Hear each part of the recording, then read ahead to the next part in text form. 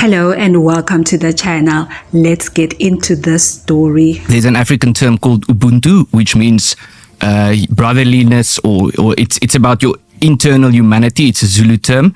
And the theory goes that white people are incapable of having Ubuntu. This is taught at universities by university professors. And now we have this political system that just says you have individual rights. We are talking Ernist. So he is now the latest in the propaganda agenda that is against South Africa. He went on a podcast in America by Turcker Carlson, which is a big platform, and he went on and spoke the same old propaganda, allegations galore. We're going to look at the sentiments around this, and we are also going to look at the fact that Ernist here, Mr. Ernist, just exited Solidarity. So Solidarity is one of the lobby groups that are busy lobbying against the South African government together with AfriForum. Let's take a look at it, and then we're going to look at the content of his interview. And please give this video a thumbs up in support of this channel and help us grow.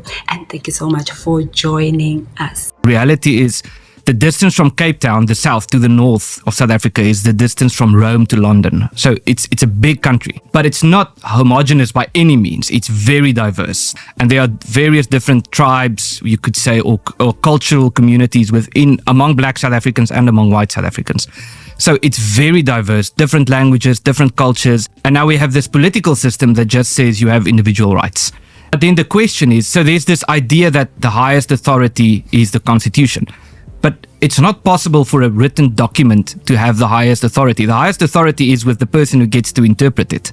So Boy, is that true, isn't it? So, for example, Section 25 of the Constitution in South Africa, which the government is trying to change, it's a private property rights clause. They want to change it. But currently it says the government can expropriate your property if it's in the public interest. If you ask a judge who is founded in this ideology we've just spoken of, they would say it's in the public interest for white people not to own land. It's a question of interpretation. You can have a wonderful document, but it boils down to how do you interpret it. Guys, let's get further into this. Now, Turcker Carlson, who hosts a show or a podcast called The Turcker Carlson Show that is in America. It's a big platform, guys. Please go and check it out.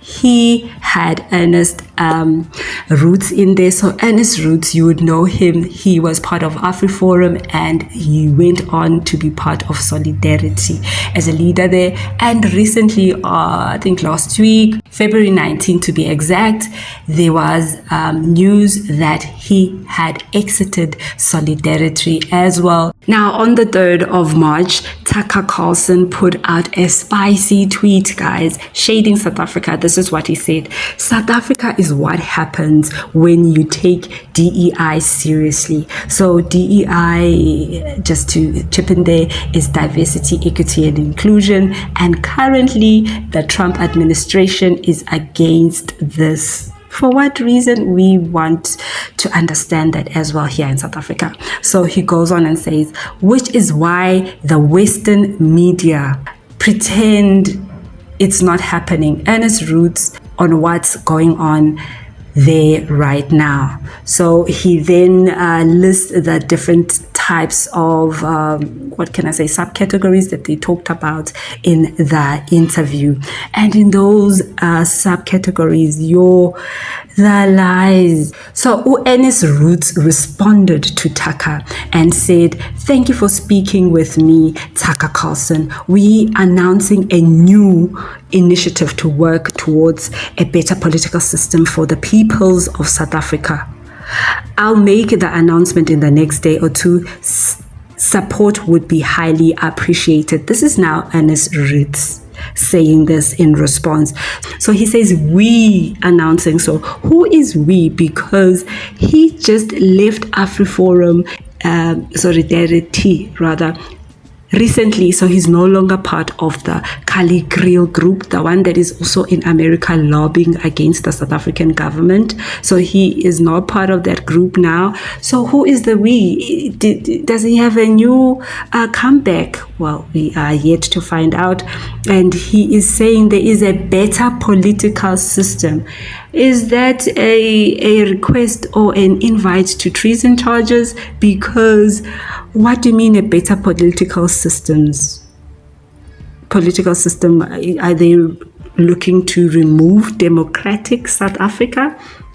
Let's see what they're talking about. He says that they will make the announcement in the next day or two. So it will be interesting to then watch out for his social media handles to hear what are they cooking.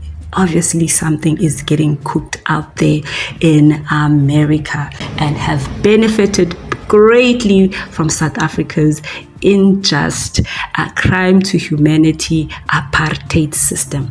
Now, guys, let's take a look at some of the sentiments that came out of this interview by Ernist Roets. So obviously, as I said, the Americans were eating it up.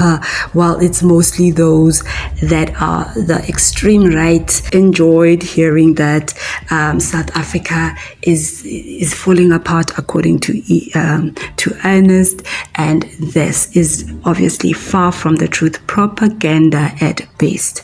And you get here Michael de Villiers. So Michael de Villiers says, look here, actually Wikipedia has fact-checked you and it is incorrect. So this is what he says. After countless denials, Ernist Roets takes to podcast to peddle the same white genocide narrative about South Africa. The misinformation campaign is officially on steroids. This is what he says. But he also noted that Wikipedia went out and caught them on this white genocide conspiracy theory.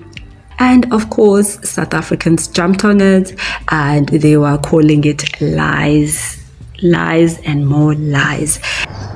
My whole life, a certain type of South African has called me special, entitled, or privileged when I say positive things about my country, when I counteract the negativity spewed by racists, when I say that actually crime and corruption affects everyone in South Africa, and that there's no such thing as a white... I just want to say, I am privileged, not only because of white privilege, which is real and very simple to understand. I do have born-free privilege because I got to grow up in a very special and unique place and time in history. I got to experience a truly multicultural society. I grew up learning and feeling the effects of Ubuntu in action. From a very young age, I was treated like family. I was called Sisi and given the name Mbali. I had the joy of being taught by my elders, teachers and leaders of all races, faiths, and identities. I got to feast on beautiful food with all kinds of influences from all over the globe, right here on our doorstep. I got to learn and speak isiZulu, an African language in an African country. I wasn't forced to learn the oppressor's language. I wasn't forced to follow the colonizer's religion. I wasn't made to be racist and brainwashed and poisoned by propaganda. Yes, I was privileged to grow up that way. I have South African privilege. I consider it a blessing. They forget that in South Africa, the apartheid apologists and the Musk fans are a minority within a minority. They do not represent South Africa. They do not represent the multicultural rainbow nation that Madiba fought for. They certainly don't represent me. They are only tolerated. And unless they acknowledge our history as white people in South Africa, as colonizers and oppressors, and understand the role we played in destroying this country, they are not welcome while we try to rebuild. Their racism, fear-mongering, and attention-seeking hysteria has no place in our future. Our future is Ubuntu, community, and prosperity for all. For the most part, South Africans are united. We are extremely blessed. Yes, of course we are privileged. We are South African. Well, many South Africans, including white South Africans, have clocked Ernest's agenda to try and divide South Africa. We know that AfriForum came back and said, no, it is Ramaphosa who's trying to divide South Africa. But in fact, their actions show that they are not willing to integrate. After so long, they are dragging the new generation into battles of the past. As you can hear from the video, there are white South Africans who have no idea what apartheid was, and they have enjoyed a South Africa that was free for all, and now they have to deal with the debt of the past. Why? And then Ernest, in his interview, went on and even dragged Mandela. Of course, Winnie Mandela will always catch strays because of how vocal she was about the injustices of the past. And you also hear him speak about outrageous views about Ubuntu and twisting it, saying that it was a motivation to unalive white people. Now, the recent crime stats also continue to show that crime is an issue generally in South Africa, and that is what, if they were a true political party, they should be looking, or activists, let me say, they should be looking at ways to assist the government or to bring this crime rate down for all, not nitpicking just a few, because according to the stats, no life should be lost, whether black or white. But it's just to explain that there is an issue of crime in South Africa, and it's rooted deeply in the injustices of the past, including inequality. Now he goes on and makes a lot more allegations, even talking about the Azania conspiracy, something that most South Africans came to know through him. It was never anything that was going to be implemented by any South African. So they have this planned out agenda to anybody who's willing to listen, who is having a racist itch. They will play the white card to the max, and it is really disturbing. Now they are looking to take a piece of South Africa in the Northern Cape and reserve it for Afrikaners. I guess it's an extension of Oriana. What is going on? What are your thoughts? And the ANC government, actually every political party, should be looking at their strategy right now, because something is coming. Something is coming to challenge South Africa very soon, and we should all be on the lookout. What are your thoughts on this interview? And if you are not from South Africa, do you in part feel like white South Africans are not taken care of in the country? Let us know down below. Please give this video a thumbs up if you have watched until this far. I want to say thank you for joining us, and we'll see you on the next video.